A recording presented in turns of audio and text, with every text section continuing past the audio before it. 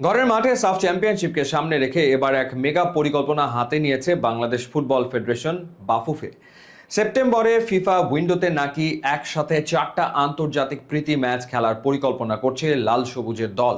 কিন্তু একদিকে এই দুর্দান্ত প্রস্তুতির খবরের মাঝেও ক্লাবের প্রস্তুতি সংকট এবং হামজা চৌধুরীকে নিয়ে তৈরি হওয়া বড় অনিশ্চয়তা কিসের ইঙ্গিত দিচ্ছে, চলুন আজ বিস্তারিত জেনে নেওয়া যাক। সামনে ঘরের মাঠে সাফ চ্যাম্পিয়নশিপ, আর তাকে সামনে রেখেই ফিফা র্যাঙ্কিং উন্নত করা এবং দলের প্রস্তুতি জোরালো করতে বড় পদক্ষেপ নিয়েছে বাফুফে।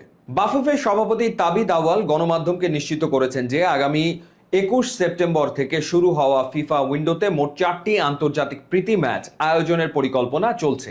এই উইন্ডো শুরুর আগে জাতীয় দলের জন্য একটি 10 দিনের বিশেষ প্রস্তুতি ক্যাম্পেরও পরিকল্পনা করছে বাফুফে, যা দলের বোঝাপড়া বাড়াতে দারুণ ভূমিকা রাখবে। তবে জাতীয় দলের এই সুদূর প্রসারী পরিকল্পনার পথে বড় এক কাঁটা হয়ে দাঁড়িয়েছে দেশের ক্লাব ফুটবলের বর্তমান পরিস্থিতি। আগামী 21 অগাস্ট চ্যালেঞ্জ কাপ দিয়ে নতুন মৌসুম শুরুর কথা থাকলেও জাতীয় দলের সিংহভাগ ফুটবলার যে দুই ক্লাব বসুন্ধরা কিংস ও আবাহনী লিমিটেডে খেলেন, তারা এখনো ঠিকমতো প্রাক মৌসুম অনুশীলনই শুরু করতে পারেনি। ফিফার আরোপিত নিবন্ধন নিষেধাজ্ঞা এবং দল গঠনে ব্যস্ততার কারণে ক্লাবগুলোর এই ধীর গতি জাতীয় দলের ফুটবলারদের ফিটনেস নিয়ে মারাত্মক উদ্বেগ তৈরি করেছে। যদিও বাফুফে জানিয়েছে তারা শুধু ক্লাবগুলোর ওপর নির্ভর না করে নিজেরাই খেলোয়াড়দের চোট, খাদ্যাভ্যাস ও ফিটনেস নিয়মিত পর্যবেক্ষণ করছে। আগামী 4 থেকে 17 নভেম্বর ঢাকায় অনুষ্ঠিত হবে দক্ষিণ এশিয়ার মর্যাদাপূর্ণ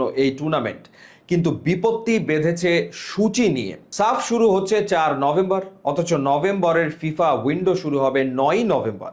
এর ফলে টুর্নামেন্টের শুরুর দিকে ইংল্যান্ড প্রবাসী হামজা চৌধুরী বা ইটালিতে খেলা ফাহমিদুল ইসলামের মতো হাই প্রোফাইল ফুটবলারদের পাওয়া নিয়ে তৈরি হয়েছে অনিশ্চয়তা।